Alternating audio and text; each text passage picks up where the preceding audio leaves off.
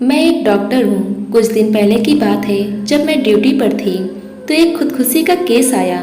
खुदकुशी करने वाली एक लड़की थी जिसका नाम माया था। मैंने अपने 7 साल के करियर में पहली बार इतनी खूबसूरत लड़की देखी थी। माया बेहोशी की हालत में थी और उसे हॉस्पिटल पहुँचाने वाले उसके माँ बाप थे। उसके माँ बाप भी पढ़े लिखे लग रहे थे, लेकिन अपनी बेटी की ये हालत देखकर वे बहुत परेशान थे। पता नहीं क्यों, लेकिन मुझे उस लड़की पर बहुत प्यार और उसके माँ बाप की बेबसी को देखकर बहुत दुख हो रहा था। लड़की को ऑपरेशन थिएटर लाया गया। ऑपरेशन के बाद उसे वार्ड में स्थानांतरित कर दिया गया और उनके माँ बाप को बता दिया गया अब उनकी बेटी खतरे से बाहर है। लड़की की हालत पता चलने के बाद उनके माँ बाप बाहर बैठे गरीबों में कुछ बांटने चले गए और लड़की को मैंने अपने ऑफिस में बुलाया। लड़की की माँ ने जो कहानी सुनाई वह कुछ यूँ थी। मेरी बेटी का नाम माया है और माया इंजीनियरिंग कर रही है। पढ़ाई के बाद सभी माँ बाप की तरह माया के माँ बाप का भी यही सपना था कि वह अपने घर की हो जाए।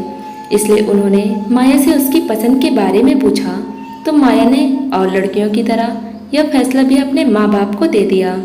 उसके माँ बाप ने माया के रिश्ते के लिए बात चलाई तो उसे देखने एक फैमिली आई। नाश्ते और बातचीत करने के बाद वे औरतें माया के कमरे में चली गईं।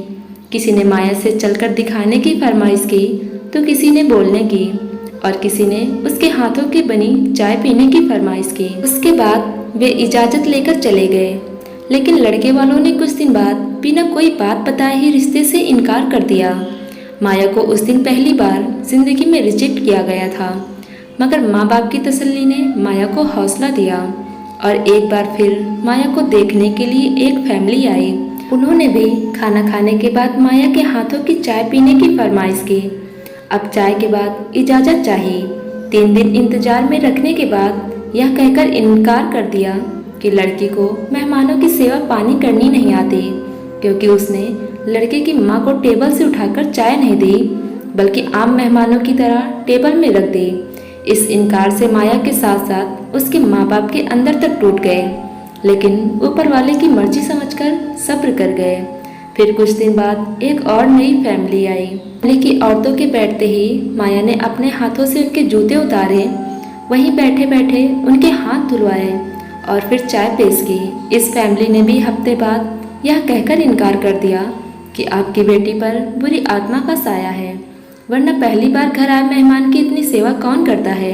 पिछले 7 सालों में न जाने कितने रिश्ते आए, मगर कोई ना कोई ऐप निकाल कर चले गए। कल एक फैमिली आई थी। उन्होंने लड़की को बाकी सब तरह से ठीक कहा, लेकिन यह कहते हुए इनकार कर दिया लड़की की उम्र ज़्यादा है, और एहसान जताते हुए कहा आप ज़्यादा मजबूर हैं तो हमारा एक 40 साल का बेटा है जिसकी अपनी एक दुकान है, उसके लिए माया को हम स्वीकार कर लेंगे। इतना कहते ही माया की माँ सिसकियाँ लेकर रोने लगी और कहा आप भी तो एक माँ हैं, सोचे माँ जितना भी मजबूर हो गैरों के सामने कैसे कह सकती है। और मेरी बेटी कल सारा दिन मेरे सीने से लगकर रोती रही, कह रही थी लोगों के काबिल होते होते मेरी उम्र ज़्यादा हो गई है। और फिर न जाने कब उसने दुनिया छोड़ने का फैसला कर लिया, क्योंकि वह कहती थी मेरा मनहूस साया मेरी छोटी बहन को भी माँ बाप की दहलीज पर बूढ़ा कर देगा। मैंने माया की माँ को पानी पिलाया। इतने में उसका बाप पीछे पीछे वार्ड बॉय दाखिल हुआ और बताया कि माया को होश आ गया है। माया की माँ तेजी से वार्ड में पहुंची। माया का सर उठाकर सीने से लगाया। माया के पिता और मैं एक साथ कमरे में दाखिल हुए। माया माँ को छोड़कर अपने पिता के गले लग गई और सिसकते हुए पापा बेटियां बोझ होती हैं ना, पापा आपने मुझे क्यों बचाया। मेरा मनहूस साया इस घर से निकलेगा तब गुड़िया की शादी होगी, नहीं तो वह भी आपकी दहलीज में पड़ी पड़ी बूढ़ी हो जाएगी। माया का बाप चुपचाप आंसू बहा रहा था। जनानी हालत आउट ऑफ कंट्रोल होते देखा तो माया को तसल्ली दी और एक इंजेक्शन दे दिया। फिर माया के माँ बाप को लेकर ऑफिस में आ गई और उनकी दोनों बेटियों को अपने दोनों भाइयों के लिए मांग लिया। माया के माँ बाप की आंसू से अचानक आंसू बरसने लगे। इस बार आंसू खुशी के थे। मेरे दोनों भाई डॉक्टर थे। मैंने उनको अपना फैसला सुना दिया और वह स्वीकार भी कर चुके थे।